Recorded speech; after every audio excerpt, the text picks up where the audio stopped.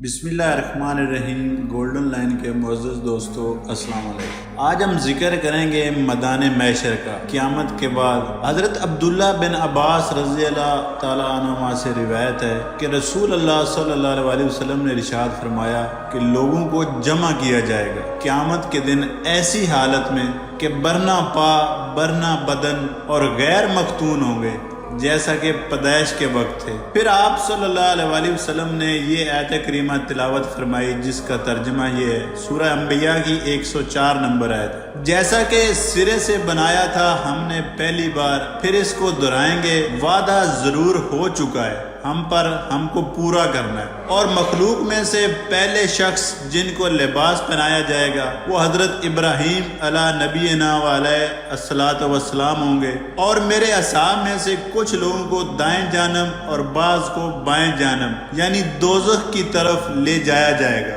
تو میں کہوں گا کہ یا اللہ یہ تو میرے اصحاب ہیں، پس کہا جائے گا کہ آپ نہیں جانتے کہ انہوں نے آپ کے بعد کیا کیا، آپ جب سے ان سے جدا ہوئے یہ ہمیشہ مرتد رہے۔ پس میں کہوں گا جیسا کہ نیک بندے حضرت عیسیٰ علیہ السلام نے کہا، یا اللہ اگر آپ ان کو عذاب دیں تو یہ آپ کے بندے ہیں، اور اگر آپ ان کی مغفرت فرما دیں تو آپ زبردست حکمت والے ہیں۔ میدان محشر کی تشریح۔ حشر کے معنی جمع کرنے کے ہیں۔ قیامت کے دن تمام لوگوں کو ایک میدان میں جمع کیا جائے گا، اس لیے قیامت کا دن یوم البعث یعنی یوم الحشر کہلاتا ہے۔ اس حدیث پاک میں چند مضامین ارشاد ہوئے ہیں۔ اول یہ کہ پیدائش کے وقت انسان کی جو حالت ہوتی ہے یعنی ننگے پاؤں، برنا بدن اور غیر مختون، اسی حالت میں لوگ قبروں سے اٹھیں گے۔ یہ مضمون بہت سی حدیث میں وارد ہوا ہے۔ اما عائشہ رضی اللہ تعالیٰ عنہ سے روایت ہے کہ رسول اکرم صلی اللہ علیہ وسلم نے ارشاد فرمایا، لوگ ننگے پاؤں، برنا بدن اور غیر مختون اٹھائے جائیں گے۔ حضرت عائشہ رضی اللہ تعالیٰ عنہ فرماتی ہیں کہ میں نے عرض کیا، یا رسول اللہ کیا مرد اور عورتیں ایک دوسرے کو دیکھ رہے ہوں گے؟ نبی کریم صلی اللہ علیہ وسلم نے فرمایا، معاملہ اس سے کہیں زیادہ سخت ہوگا، کسی کو اس کا خیال بھی نہیں آئے گا۔ ایک روایت میں ہے کہ اما عائشہ اس سے کہیں سخت ہوگا کہ کوئی کسی کو دیکھے۔ ایک اور روایت میں ہے کہ اما عائشہ رضی اللہ تعالیٰ نے عرض کیا، یا رسول اللہ ہمیں ننگے بدن شرم نہیں آئے گی؟ اللہ کے نبی صلی اللہ علیہ وسلم نے ارشاد فرمایا، ایسی حالت اور ایسا خوف ہوگا کہ ایک دوسرے کو دیکھیں گے تک نہیں۔ ایک اور روایت میں ہے کہ میں نے عرض کیا کہ یا رسول اللہ ستر کا کیا ہوگا؟ فرمایا، اس دن ہر شخص کی اپنی حالت فکر کے لیے کافی ہوگی۔ ایک اور روایت میں ہے کہ حضرت عائشہ رضی اللہ تعالیٰ نے عرض کیا، ہائے ہمارے ستر کھل جائیں گے، مرد عورت سب اکٹھے اٹھائے جائیں گے اور ایک دوسرے کو ستر کو دیکھتے ہوں گے۔ فرمایا، ہر شخص کی ایسی حالت ہوگی جو اس کے لیے کافی ہوگی، نہ مرد عورتوں کو دیکھیں گے نہ عورتیں مردوں کو دیکھیں گی، ہر شخص دوسروں سے ہٹ کر اپنی حالت میں مشغول ہوگا۔ یہ مضمون حضرت عبداللہ بن مسعود اور سہیل بن سعد رضی اللہ تعالیٰ عنہ کی روایت سے بھی مروی ہے کہ لوگ پیادہ ننگے پاؤں، ننگے بدن اور غیر مختون اٹھائے جائیں گے۔ سہیل بن سعد رضی اللہ تعالیٰ عنہ کی حدیث میں یہ اضافہ ہے کہ عرض کیا گیا، یا رسول اللہ کیا مرد لوگ عورتوں کو برنا دیکھیں گے؟ اللہ کے نبی نے فرمایا، اس دن ان میں سے ہر شخص کو اپنی حالت بس ہوگی، کسی دوسرے کی طرف دھیان کی فرصت ہی نہیں ملے گی۔ ام المومنین حضرت ام سلمہ رضی اللہ تعالیٰ عنہ سے بھی یہی مضمون منقول ہے۔ وہ فرماتی ہیں کہ میں نے رسول اللہ صلی اللہ علیہ وسلم سے یہ فرماتے ہوئے خود سنا کہ قیامت کے دن لوگ برنا بدن برنا پا اٹھائے جائیں گے۔ ام سلمہ رضی اللہ تعالیٰ نے عرض کیا، یا رسول اللہ ہائے ستر کھلنے کی رسوائی، ہم ایک دوسرے کو دیکھتے ہوں گے۔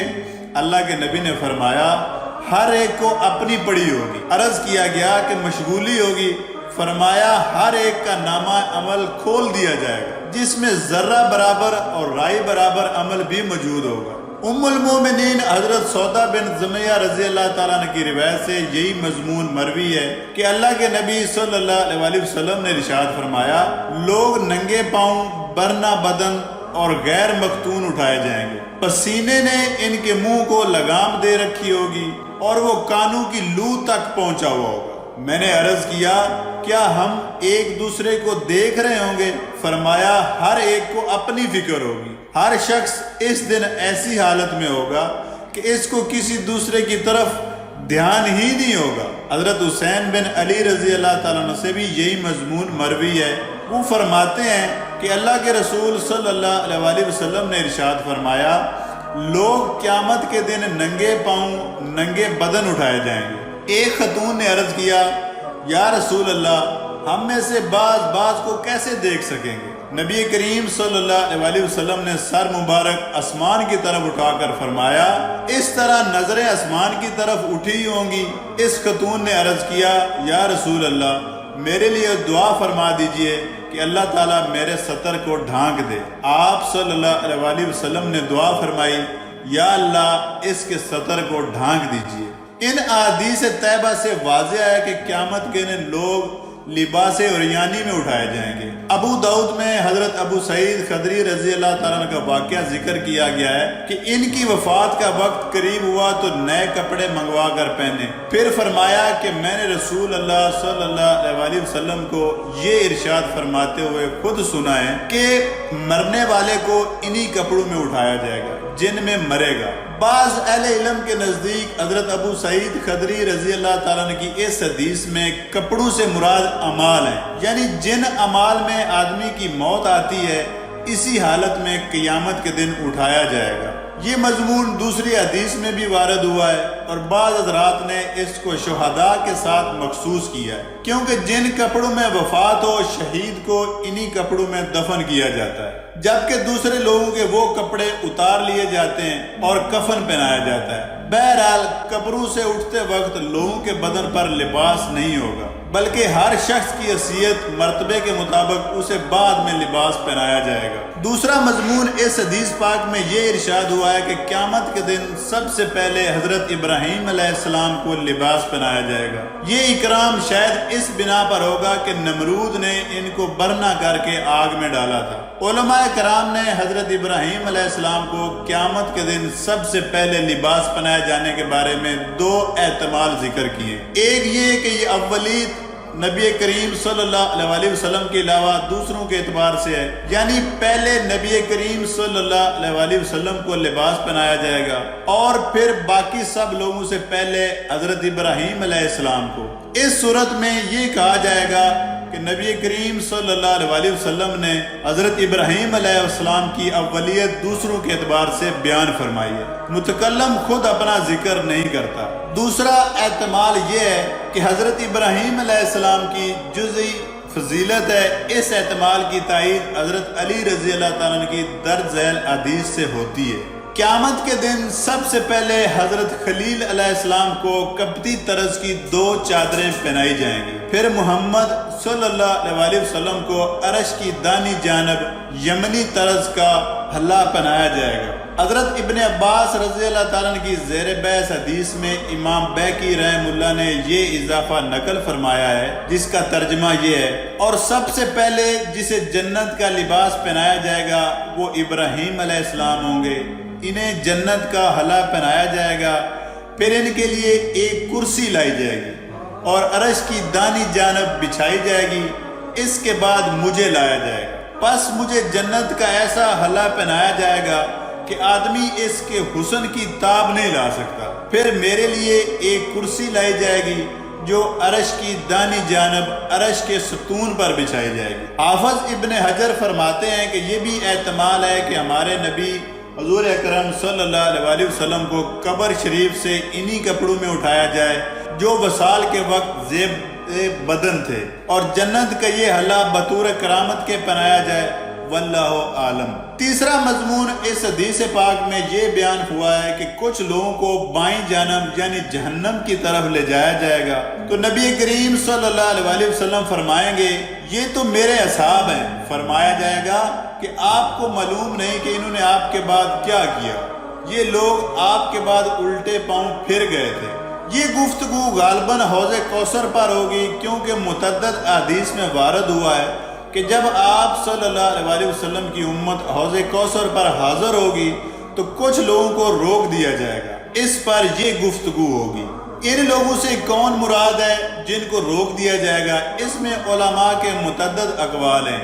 صحیح بخاری میں امام بخاری رحم اللہ کے شاگرد فریری رحم اللہ نے امام بخاری کے حوالے سے ان کے شیخ قبیصہ بن عقبہ رحم اللہ کا قول نقل کیا ہے کہ اس سے مراد وہ لوگ ہیں جو حضرت ابو بکر صدیق رضی اللہ تعالیٰ عنہ کے دور میں مرتد ہو گئے تھے اور جن سے حضرت صدیق اکبر رضی اللہ تعالیٰ نے قتال کیا۔ امام کتابی رحم اللہ فرماتے ہیں کہ بحمدللہ صحابہ کرام رضوان اللہ اجمعین میں سے کوئی مرتد نہیں ہوا۔